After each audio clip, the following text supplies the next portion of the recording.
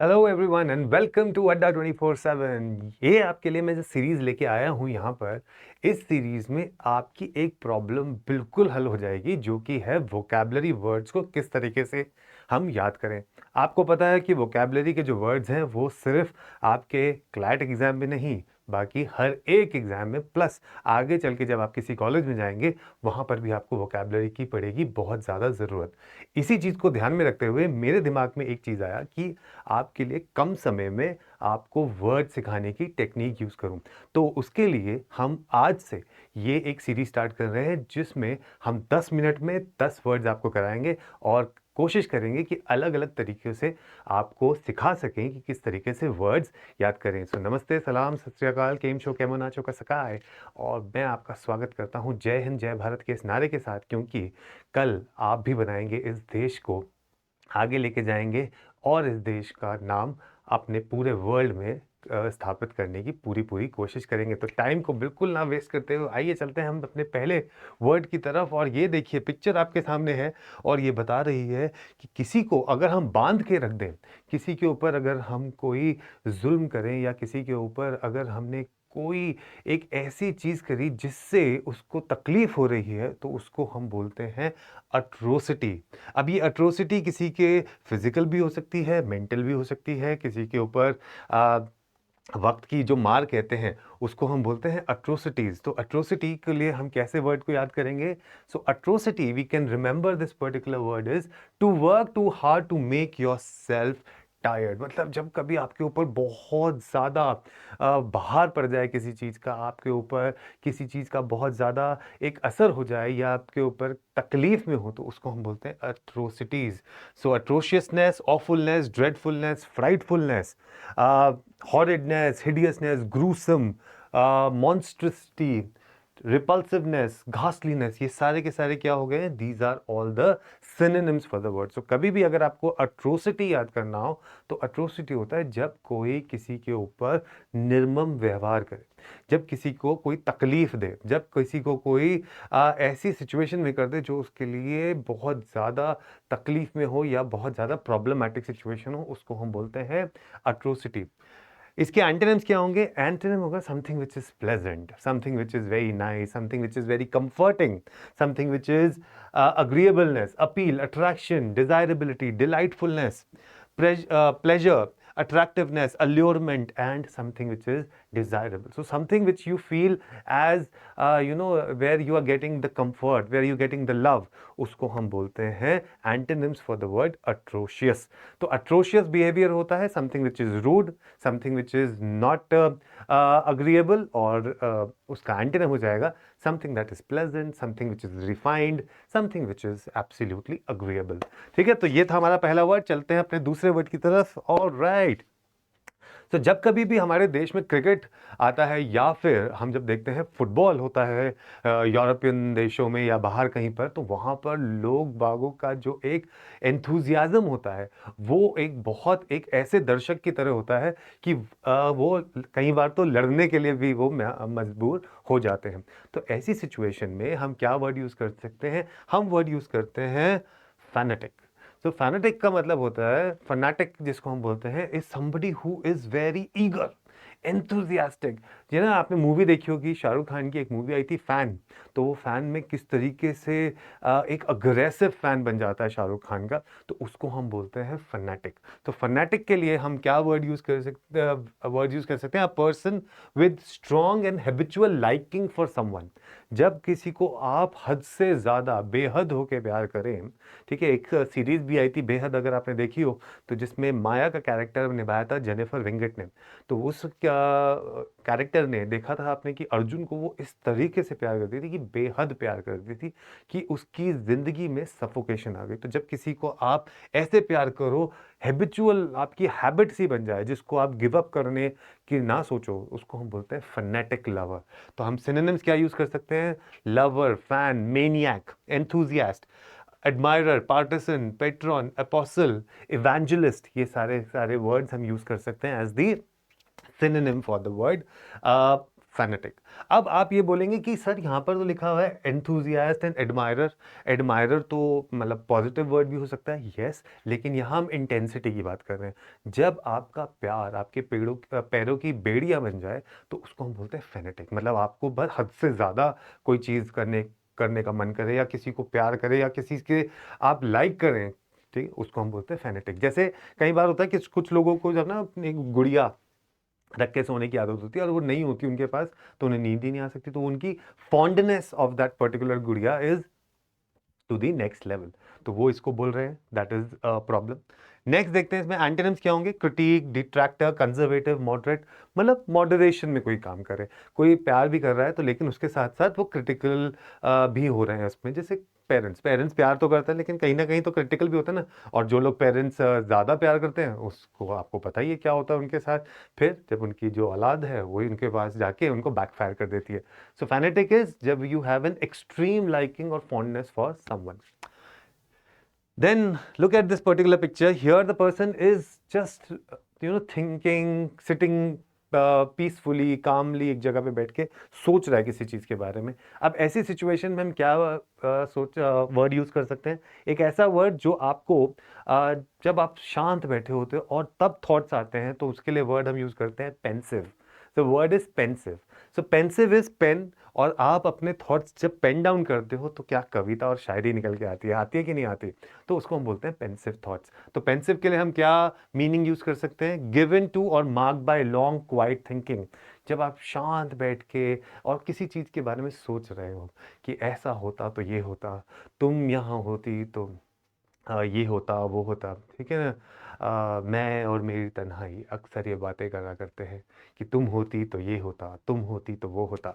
तो उसको हम बोलते हैं पेंसिव थॉट्स। और क्या लिखा है शायर ने इस कविता में, बहुत ही मस्त। ठीक है, तो इसके लिए हम क्या सिनोनिम्स यूज कर सकते हैं? Something which is मेलनकली, thoughtful, reflective, contemplating.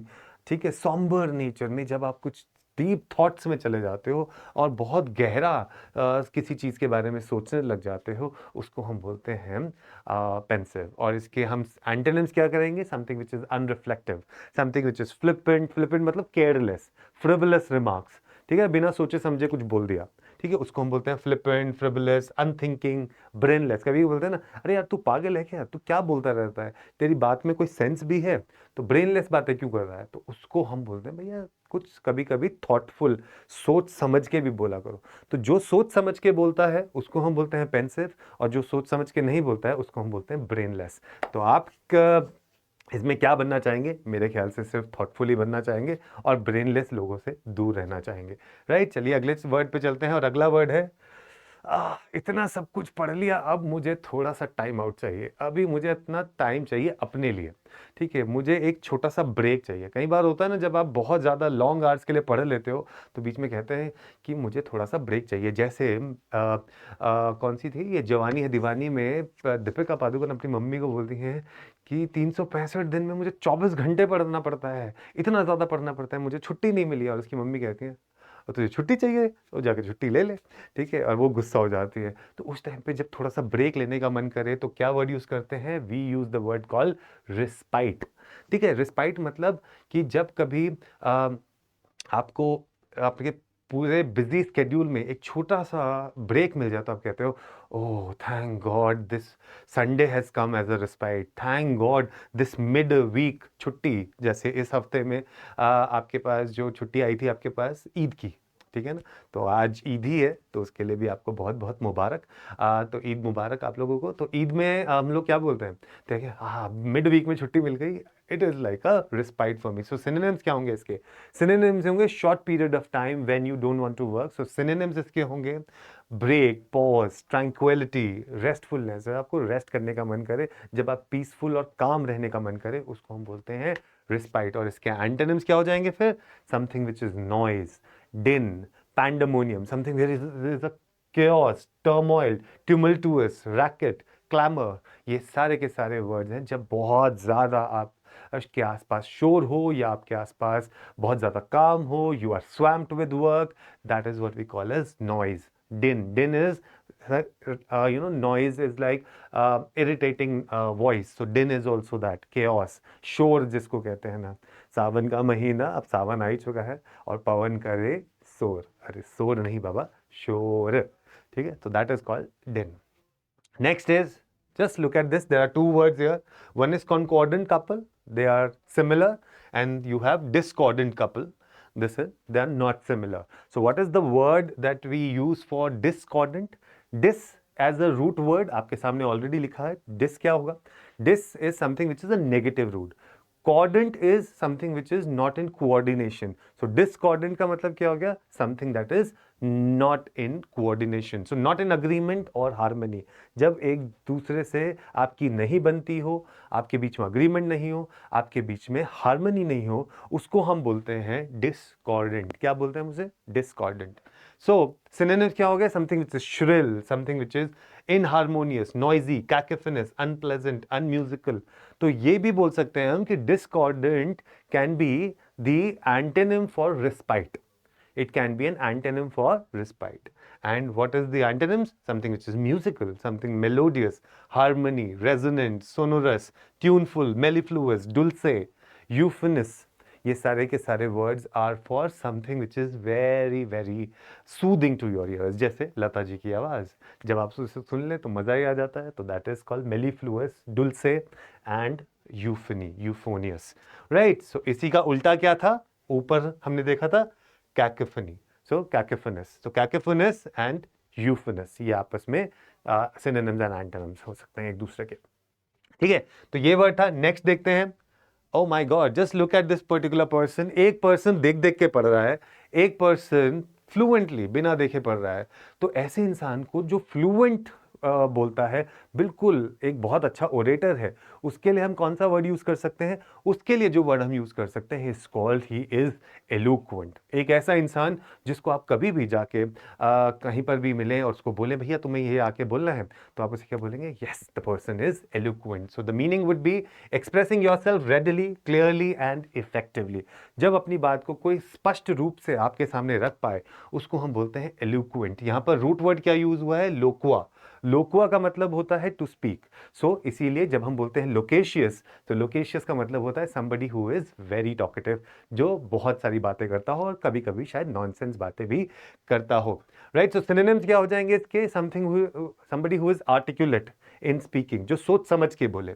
Outspoken, vocal, fluent, well spoken, expressive, जो अपनी बात को स्पष्ट रूप से आपके सामने रखें, उसको हम बोलते हैं एलोक्वेंट. और इसी वजह से अगर आपने अपने बचपन में कभी पोएम रिसाइटल करी हो, जब हम ऐसे हाथ रख के बोलते थे पोएम्स, तो उसको क्या बोलते थे? उसको हम बोलते हैं एलोक्वेंस. ठीक है ना? मेरे को आज एलोक्वेंस में पार्ट लेना है, या फिर मेरी आज पोएम रिसाइटल है जिसमें we need to be eloquent. ठीक है, तो इसके एंटोनिम्स क्या होंगे? somebody who is restrained, somebody who is hesitant, ineloquent, faltering, maundering, अनएक्सप्रेसिव, जो चुप रहता हो, जिसको बोलने में दिक्कत होती हो, जिसको स्टेज फियर हो, वो सब चीज़ें के लिए वर्ड यूज़ करते हैं हेजिटेंट. जिसको वर्ड्स ना आते हों, जो हेजिटेंट हो, जो इनएलोक्वेंट हो, फॉल्टरिंग हो, मॉन्डरिंग हो, अनएक्सप्रेसिव हो, जो अपनी बात को सही ढंग से और फ्लुएंट तरीके से सामने ना रख पाए, उसको हम बोलते हैं antonym for the word eloquent. Next word is this. जब आप किसी चीज़ को एक सर्कल करके खड़े हो जाओ, या एक तो कन्फाइन कर दो, आपने उसको एनसर्कल कर लिया, सर्कमस्क्राइब कर लिया, तो हम उसके लिए वर्ड क्या यूज़ करते हैं? The word that we can use for that is situation is encompass.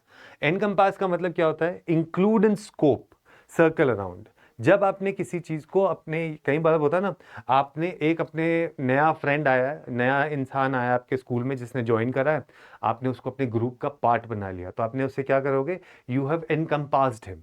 But अगर आपने उसको निग्लेक्ट कर दिया, अलग कर दिया अपने ग्रुप से कि नहीं नहीं नहीं, हम तुम्हारे को अपना ग्रुप का मेंबर नहीं बनाएंगे, तो वो हो जाएगा उसका एंटोनिम. तो हम क्या सिनोनिम यूज कर सकते हैं? Encircle, surround, include, involve, contain, entail, carry, circumscribe, ये सारे के सारे words can be the synonym for the word encompass. मतलब किसी को involve करना, किसी को circle करना, किसी को महसूस कराना कि वो आपका अपना है, involve करना, include करना, surround करके खड़े हो जाना, contain करना किसी को. लेकिन अगर आप किसी को exclude कर देते हो, prevent करते हो, उससे दूर रहते हो, उसको छोड़ देते हो, प्रिक्लूड कर देते हो उसे, प्रोहिबिट करते हो, you omit that person, you expose that particular person out of that particular group, या आपके इनर सर्कल में नहीं आने देते, तो वो हो जाएगा antonym for the word encompass. क्या हो जाएगा? That would be the antonym for the word encompass. Next word आता है आपके पास इम्परसेप्टेबल। इम्परसेप्टेबल का मतलब होता है ऐसा चीज जिसको आप आसानी से क्या कहते हैं, सेंस नहीं कर सकते, something that is difficult to sense, समझना। परसेप्शन बोलते हैं ना, perception. So something that is not been able to percept, ठीक है, उसको हम क्या बोलते हैं? इम्परसेप्टेबल। और ये क्या लगा हुआ है? इम का मतलब होता है नेगेटिव रूट, परसेप्शन का मतलब होता है आपका थॉट प्रोसेस, आपकी सोच समझने की क्षमता, उससे जब कोई दूर होता है तो उसे बोलते हैं इम्परसेप्टेबल। सिनोनिम्स क्या होता है? Something which is hidden, something which is obscure, intangible. अब इंटैंजिबल एसेट्स कौन से होते हैं? जो दिखाई नहीं देते। Hidden, inconspicuous, invisible, subtle and indistinguishable, उसको हम बोलते हैं इसके synonyms for the word imperceptible। And इसके एंटोनिम्स क्या होंगे?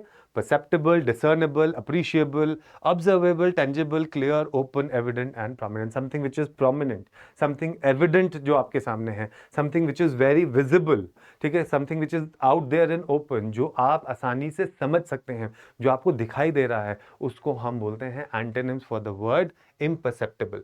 तो इम को हटा दोगे तो वर्ड क्या बन जाएगा? परसेप्टेबल। परसेप्टेबल है जो आसानी से समझ में आ जाए, जो आसानी से दिखाई दे और आसानी से आप किसी चीज के बीच में डिस्टिंग्विश कर पाए। उसके बाद आता है आपके पास इनसुपरेबल। सो सुपर क्या होता है? सुपर मतलब बहुत ज्यादा ऊपर, ठीक है, सुपर मतलब बहुत ज्यादा ऊपर, और जब हमने इन लगा दिया इसके आगे तो इन का मतलब होता है इनकेपेबल ऑफ बीइंग सरमाउंटेड और ओवरकम। जब आप किसी चीज को ओवरकम नहीं कर सकते या उससे बेहतर नहीं हो सकते तो उसको हम बोलते हैं इनसुपरेबल।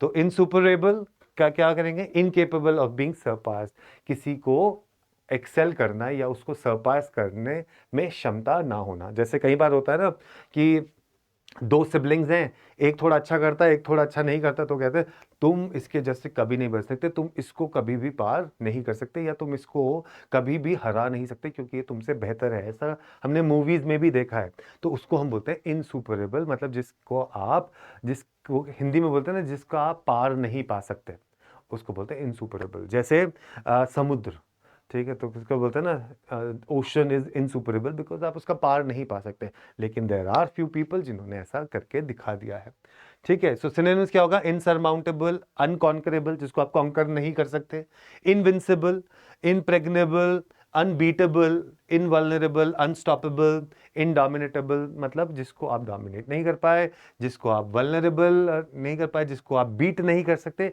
ये सारे के सारे are the meanings of the word insuperable. And antonyms क्या होंगे? somebody who is vulnerable, जिसको आप दबा सकते हो, ठीक है, जिसको आप हरा सकते हो। susceptible, surmountable, feasible, they बोलते हैं ना something this can be done, it is feasible that you can do this, it is feasible that you can climb this mountain, but it is not feasible to climb for everybody to climb Mount Everest, right? So that would be insuperable. Possible, vincible, workable, practical, ठीक है, it is not working between us, so it is insuperable. All right, but when it is working, it is workable, it is vincible, it is possible that we can work out between both of us, so that becomes the antonym for the word. Next, ये सारे words करने के बाद अब हम आ गए हैं, थोड़े से फुर्सत के लम्हे चाहिए हमारे को, और हम थक जाते हैं यार, इतना पढ़ोगे तो थक जाओगे ना, अभी क्या ठीक है, और भी तो करना है जीवन में बहुत कुछ, तो उसके लिए क्या वर्ड यूज करते हैं? The word is lethargy. तो लेथार्जी के लिए हम क्या बोल सकते हैं? Something that is inactivity showing और अनयूजुअल लैक ऑफ एनर्जी। सो लिस्टलेसनेस, लैसिट्यूड, ठीक है, ये हम वर्ड कर चुके हैं काफी बार, लैसिट्यूड तो आपको पता होगा। Boredom, inactive, Langer, fatigue, indifference, मतलब जब आपको थक जाओ यार, जब आप इतना सब कुछ करने के बाद जब आप शाम को थक के बिल्कुल आप अपने सोफे पे या बेड पे जाके लेट जाते हो, उस सिचुएशन को हम बोलते हैं लेथार्जी। और इसके एंटोनिम्स क्या होंगे? एंटोनिम्स होंगे, रिमेंबर हमने एक वर्ड किया था vim, so vim and vigour का vigour, vitality, vivacity, enthusiasm, eagerness, these are the meanings of this word, right. So ये रैपिड फायर की तरह हमने आज 10 वर्ड करे हैं, और आपको कैसे लगे ये वर्ड ज़रूर बताइएगा। और आपको ऐसी और इन्फॉर्मेशन चाहिए और ऐसे सेशन चाहिए जहाँ पर हम आपकी हर एक नीड का ख्याल रखें, तो जाके आप ज़रूर ज्वाइन करिए ये बैच। आपके लिए ये बैच बहुत ज़रूरी है। अगर आपने ये बैच ज्वाइन नहीं करा तो कहीं आपकी प्रिपरेशन में कुछ कमी ना रह जाए और आपका सपना किसी भी एनएलयू में जाने का रह ना जाए। तो उसी के लिए आपको क्या करना है, आपको जाके कोड लगाना है Y713 और जुड़ जाना है इस बैच के साथ। जी, मेरी क्लास इसमें स्टार्ट होगी 3 जुलाई से। फटाफट से आ जाइए, जुड़ जाइए इस बैच के साथ। मैं मिलूंगा आपको वहीं पर। तब तक के लिए ख्याल रखिए, हंसते रहिए, मुस्कुराते रहिए। जय हिंद, जय भारत। फिर मिलूंगा। Take care, bye bye.